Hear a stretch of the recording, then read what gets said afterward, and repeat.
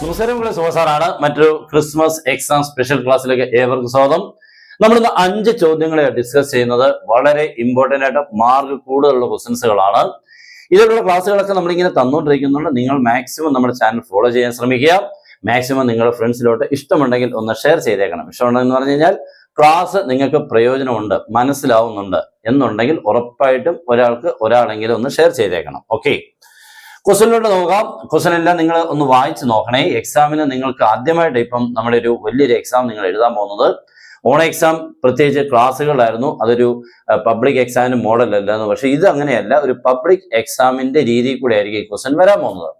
അതുകൊണ്ട് തന്നെ നിങ്ങൾ ഒന്ന് ശ്രദ്ധിക്കണം, ഇല്ലെങ്കിൽ പണി കിട്ടും. കാരണം വീട്ടുകാർ, നിങ്ങളുടെ പേരൻസ് ഒക്കെ ഇങ്ങനെ നോക്കിയിരിക്കുകയാണ് നിങ്ങളുടെ ഈ എക്സാമിന്റെ മാർക്ക്. അപ്പൊ അതുകൊണ്ട് നന്നായിട്ട് മെനക്കെട്ട് വേണം ഇവനെ നിങ്ങൾ പഠിച്ചു പോയി പരീക്ഷ എഴുതാൻ. എല്ലാവരും നന്നായിട്ട് പഠിക്കട്ടെ എന്ന് ഞാൻ പ്രാർത്ഥിക്കുന്നു. സ്റ്റാർട്ട് ചെയ്യാം. ക്വസ്റ്റ്യനോട് കയറുക. Find the angle between the lines x minus root 3y plus 1 equals 0 and root 3x minus y plus 3 equals 0. ഈ രണ്ട് ലൈൻസുകൾ തമ്മിലുള്ള ആംഗിൾ ഇത് കേട്ടുള്ളതാണ്, ക്വസ്റ്റ്യൻ കേട്ടിട്ടുണ്ട്. പക്ഷെ ആൻസർ ചെയ്യാൻ പലർക്കും അറിയില്ല. എന്ന് പറഞ്ഞു കഴിഞ്ഞാൽ എല്ലാവർക്കും ഒന്നല്ല, കുറച്ച് പേർക്കൊക്കെ അറിയാം. എന്ന് പറഞ്ഞൊരു 100 പേരെടുത്തു കഴിഞ്ഞാൽ ഒരു 10 പേര് അറിയാം എന്ന് പറഞ്ഞുകൊണ്ട് ചെയ്യും. ബാക്കി 90 പേർക്കും ഫോർമുല അറിയത്തില്ല, ബാക്കി ചെയ്യാൻ അറിയത്തില്ല, എന്തുവാ ചെയ്യേണ്ടെന്ന് പോലും അറിയത്തില്ല. അപ്പൊ അങ്ങനെയുള്ള ഒത്തിരി കുട്ടികളുണ്ട്. പക്ഷെ അവരൊക്കെ നിങ്ങൾ വിചാരിക്കേണ്ടത്, നിങ്ങൾ ഈ ടൈം പാഴാക്കുന്നതും ഒക്കെ അല്ലെങ്കിൽ സീരിയസ് ആയിട്ട് ഇരിക്കുന്നതിനൊക്കെ നമുക്ക് പിന്നീട് ബുദ്ധിമുട്ട്. അപ്പൊ പിന്നീട് എന്ന് പറയുമ്പോൾ എപ്പോഴാന്ന് ഞാൻ പറയുന്നില്ല, എന്തായാലും അതിൻ്റെ ഒരു ബുദ്ധിമുട്ട് നമുക്ക് നേരിടേണ്ടി വരും. അത് ചെറുതൊന്നുമല്ല, വർഷങ്ങളോളം അത് ചിലപ്പോൾ ഉണ്ടാവും. അതുകൊണ്ട് നന്നായിട്ട് ഇപ്പൊ പഠിക്കാൻ ശ്രമിക്കുക. നമ്മുടെ ക്ലാസ് ഒക്കെ വേണ്ട നിങ്ങൾക്ക് ജോയിൻ ചെയ്യാം. നിങ്ങൾക്ക് വേണ്ട എല്ലാ കറക്റ്റ് ആയിട്ടുള്ള ക്വസ്റ്റ്യൻസുകളും നന്നായി എക്സാമിന് ഓരോ ചാപ്റ്ററിൽ നിന്നും ഏത് ക്വസ്റ്റ്യൻസ് പഠിക്കണം, ഏത് ടോപ്പിക് ആദ്യം പഠിക്കണം, ചാപ്റ്റേഴ്സിനെ ഓർഡർ ആക്കി ഫുൾ മാർക്കിൽ എത്തിക്കേണ്ട രീതിക്കുള്ള റിവിഷൻ ക്ലാസ്സസ് ആണ് തരുന്നത്. ജോയിൻ ചെയ്യാൻ തന്നുള്ള നമ്പറിൽ നിങ്ങൾക്ക് കോൺടാക്ട് ചെയ്യാം. ആകെ ഇത്രമേ ഉള്ളൂ നിങ്ങൾ ടോട്ടൽ, വേറെ ഒന്നുമേ ഇല്ല. അപ്പൊ ജോയിൻ ചെയ്യാൻ നിങ്ങൾക്ക് നമ്പറിൽ കോൺടാക്ട് ചെയ്യാം, കോൾ ചെയ്യാം, അല്ലെങ്കിൽ വാട്സപ്പിൽ മെസ്സേജ് ചെയ്യാം, സ്റ്റാർട്ട് ചെയ്യാം. അപ്പോൾ ആംഗിളിനെ കണ്ടുപിടിക്കാൻ നമ്മൾ ആദ്യം ഫോർമുല ഓർത്തിരിക്കണം. ഫോർമുല എല്ലാവർക്കും അറിയാം എന്ന് ഞാൻ പറയുന്നില്ല, അറിയാൻ വയ്യത്തിൽ പഠിച്ചോ. tan θ modulus m2 minus m1 by 1 plus m1 m2. ഇതാണ് ഫോർമുല.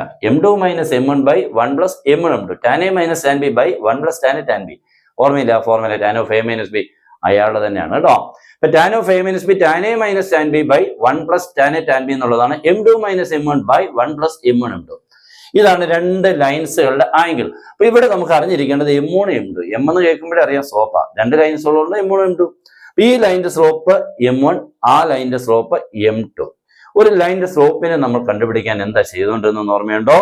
ഒരു ലൈനിന്റെ ഇക്വേഷൻ തന്നാൽ സ്ലോപ്പിനെ കണ്ടുപിടിക്കാൻ മൈനസ് സ്റ്റാർട്ട് ചെയ്യണം. Coefficient of x on numerator and coefficient of y on denominator. Okay, ഇവിടെ നോക്കിക്കേ, m1 എന്ന് പറയുമ്പോൾ മൈനസ് ഇടണം. എക്സിന്റെ കോഎഫിഷ്യന്റ് ആരും ഇല്ലയോ, 1 ബൈ വൈയുടെ കോഎഫിഷ്യന്റ് മൈനസ് √3. ഓക്കെ, അപ്പൊ ആൻസർ 2 വരുമ്പോൾ പ്ലസ് 1 ബൈ √3. ഇതാണ് m1. അപ്പൊ ഇതുപോലെ നമുക്ക് m2 ചെയ്യുമ്പോഴും ഇതേ സംഭവം തന്നെ. രണ്ടാമത്തെ ലൈന മൈനസ് ഇടണം. എക്സിന്റെ കോഎഫിഷ്യന്റ് ആയ √3 ഓൺ ന്യൂമറേറ്റർ, വൈയുടെ കോഎഫിഷ്യന്റ് ആയ -1, വെറും -y എന്ന് പറയുമ്പോൾ coefficient -1 on denominator. 2 minus plus ആയിക്കൊണ്ട് √3. അപ്പോൾ m1 കിട്ടി, m2 കിട്ടി. അത് ഇവിടെ കൊടുത്ത് ചെയ്ത് ഇങ്ങനെ വരുമ്പോൾ കുറെ നല്ലൊരു ആൻസർ കിട്ടും. ഫൈനൽ ആൻസർ നിങ്ങൾക്ക് 1 ബൈ √3 എന്നൊക്കെ കിട്ടും. അങ്ങനെ നമുക്ക് 30 60 ഒക്കെ ആംഗിൾ കിട്ടും കേട്ടോ. ഇവിടെ സിംപ്ലിഫിക്കേഷൻ നോക്കുമ്പോൾ കറക്റ്റ് m2ന്റെ പ്ലേസിൽ ഈ വാല്യൂ കൊടുക്കണം, m1ന്റെ പ്ലേസിൽ ഈ വാല്യൂ കൊടുക്കണം. 1 പ്ലസ് m1 m2 കൊടുത്ത് ചെയ്ത് വരുമ്പോൾ നമുക്ക് നല്ല അടിപൊളി ഒരു ആൻസർ ആയി കിട്ടുന്ന സിംപ്ലിഫിക്കേഷൻ മാത്രമേ ഉള്ളൂ. നിങ്ങൾക്ക് ചെയ്യാം. അടുത്ത ദിവസം വളരെ വളരെ ഇമ്പോർട്ടന്റ് ആണ്. വേർഡ് ബേസ്ഡ് ആയിട്ടുള്ള പ്രോബ്ലംസ് ആണ് നമുക്കിപ്പോൾ എഴുതാൻ പോകുന്നത്. ഇന്റർനെറ്റ് എന്നുള്ള വേർഡിൽ നിന്ന് എത്ര വേർഡ്സുകളെ ഫോം ചെയ്യാൻ പറ്റും എന്നുള്ളതാണ് കേട്ടോ. ടോട്ടൽ വേർഡ്സ് ആണ്. അത് പല വേർഡ്സുകളുണ്ട് കേട്ടോ. നമുക്ക് എക്സാം ടെക്സ്റ്റ് ബുക്കിലുണ്ട്.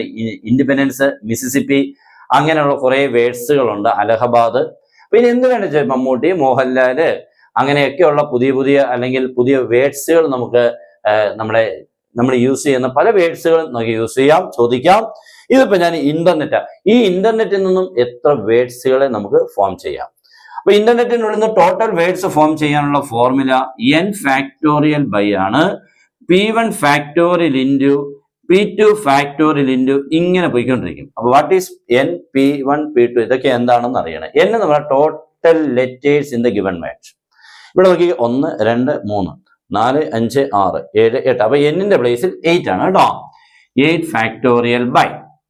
ഇനി എന്താണ് P1 P2 ഇവരൊക്കെ എന്ന് പറഞ്ഞാൽ റിപ്പീറ്റ് ചെയ്യുന്നവർ. അപ്പൊ ഐ ഇവിടെ വേറെ എങ്ങും ഇല്ലല്ലേ, റിപ്പീറ്റ് ചെയ്യുന്നപ്പോ ഐ ഇല്ല. പിന്നെ N 2 ടൈംസ് ഉണ്ട്, അപ്പോൾ ക്യാപിറ്റൽ N 2. പിന്നുള്ളത് E 2 ടൈംസ് ഉണ്ട്, അപ്പോൾ ക്യാപിറ്റൽ E 2 ഉണ്ട്. പിന്നുള്ളത് T 2 ടൈംസ് ഉണ്ട്. വേറെ വല്ലവരും റിപ്പീറ്റ് ചെയ്യുന്നുണ്ടോ നോക്കിക്കേ, ഇല്ല. അപ്പോൾ N ഉണ്ടായിരുന്നു, പിന്നെ T ഉണ്ടായിരുന്നു, പിന്നെ E ഉണ്ടായിരുന്നു, പിന്നുള്ളത് ആറും ഐയും ഒക്കെയാണ്. ഐയും 2 എണ്ണം ഉണ്ടല്ലോ. ഇന്റർനെറ്റ് ഇല്ല, സോറി, ഐ എന്നേ ഉള്ളൂ. അപ്പോൾ ഇത്രയേ ഉള്ളൂ കേട്ടോ. അപ്പോൾ പരിപാടി കഴിഞ്ഞു. അപ്പൊ നമുക്ക് ഇവിടോട്ട് കൊടുക്കുമ്പോൾ താഴെ എഴുതുമ്പോൾ ആരൊക്കെ വരും? 2 ഫാക്ടോറിയൽ 2 ഫാക്ടോറിയൽ 2 ഫാക്ടോറിയൽ. ഇടയ്ക്കെല്ലാം ഇൻറ്റു ഉണ്ട് കേട്ടോ. 2 factorial into 2 factorial into 2 factorial. അതുകൂടെ സിമ്പിൾ ഫേമ ടോട്ടൽ വേർഡ്സ് കിട്ടും. ഇനി അവർ പറയും എന്താണ്, ഐ എ ഫസ്റ്റ് ലെറ്റർ ആയിട്ട് ഫിക്സ് ചെയ്യുന്നു. ഐയിൽ തുടങ്ങുന്ന വേർഡ്സുകൾ. ഇപ്പൊ നമ്മൾ അങ്ങനെയല്ല, ടോട്ടൽ വേർഡ്സ് അങ്ങോട്ടും ഇങ്ങോട്ടും എല്ലാവരും മാറി മാറി നടക്കും. അങ്ങനെ അടുത്തൊന്നും അങ്ങനെ എഴുതില്ല. How many words starting from I? ഐയിൽ തുടങ്ങാൻ പറ്റുന്ന എത്ര വേർഡ്സ്? അപ്പൊ ഐയെ നമ്മൾ ഫസ്റ്റ് ഫിക്സ് ചെയ്യുന്നു, ബാക്കിയുള്ളവരെല്ലാം ഓടി നടക്കുന്നു.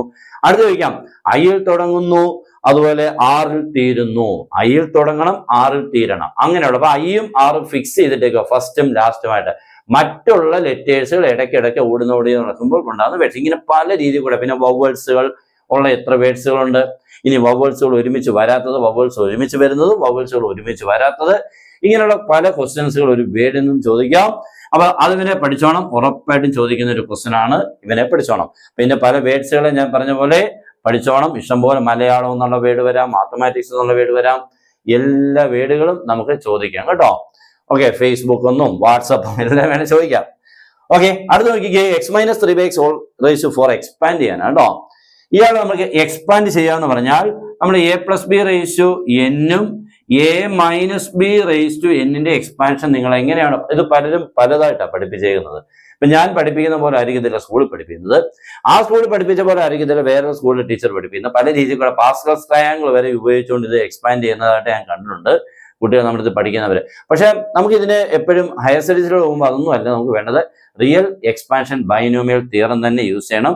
പിന്നെ അതിനുള്ള ഷോർട്ട് കട്ട് പഠിച്ചാൽ ഈസി ആവും. അത് നമ്മൾ പഠിപ്പിക്കുന്നുണ്ട്. അപ്പൊ ആ രീതിയിൽ കൂടെ വേണം ഇവനെ ചെയ്യാൻ.